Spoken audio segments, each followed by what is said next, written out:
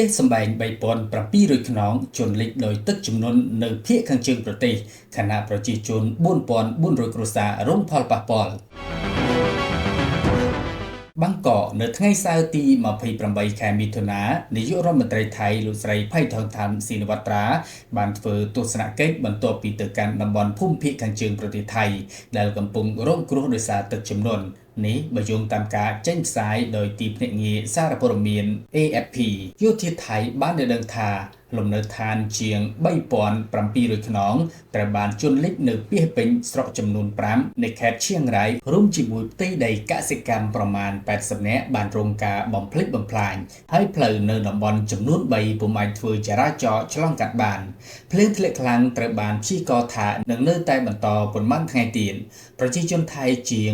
4400គ្រួសារត្រូវបានរាយការណ៍ថាបានរងផលប៉ះពាល់លោកស្រីភ័យថងឋានបានបំពេញទស្សនកិច្ចចុះទៅពិនិត្យមើលការខូចខាតដោយផ្ទាល់នៅឯតំបន់ដែលរងគ្រោះខ្លាំងជាងគេគឺស្រុកផាយ៉ាមេងក្រៃចម្ងាយប្រហែល25គីឡូម៉ែត្រពីព្រំប្រទល់ឡាវលោកស្រីបានធ្វើទស្សនកិច្ចនេះស្របពេលដែលលោកស្រីកំពុងប្រឈមមុខនឹងសម្ពាធកាន់តែខ្លាំងនៅឯរាជធានីបាងកកជាទីដែលបាតកម្មយ៉ាងហោចណាស់1000នាក់បាននាំគ្នាប្រមូលផ្ដុំនាថ្ងៃសៅរ៍នេះដើម្បីទាមទារឲ្យលោកស្រីចុះចេញពីតំណែងជុំវិញរឿងអាស្រូវបេក្ខលាយកិច្ចសន្ទនាទូរស័ព្ទពាក់ព័ន្ធបញ្ហាព្រំដែនជាមួយកម្ពុជា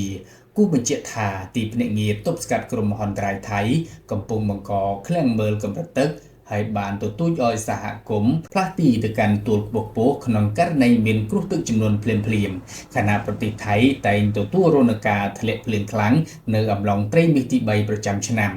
កត្តាប្រែប្រួលអាកាសធាតុបង្កឡើងដោយមនុស្សកំពុងជំរុញឲ្យមានលំនាំបាតុភូតអាកាសធាតុកាន់តែអាក្រក់ទៅដែលធ្វើឲ្យគ្រោះទឹកជំនន់ក្នុងកម្រិតធ្ងន់ធ្ងរងាយកើតឡើងញឹកញាប់កាលពីឆ្នាំ2024មនុស្សយ៉ាងហោចណាស់40នាក់បានស្លាប់នៅប្រទេសថៃដោយឧបទ្ទវហេតុពាក់ព័ន្ធនឹងទឹកជំនន់និងជំរុញដោយឥទ្ធិពលនៃព្យុះទីហ្វុង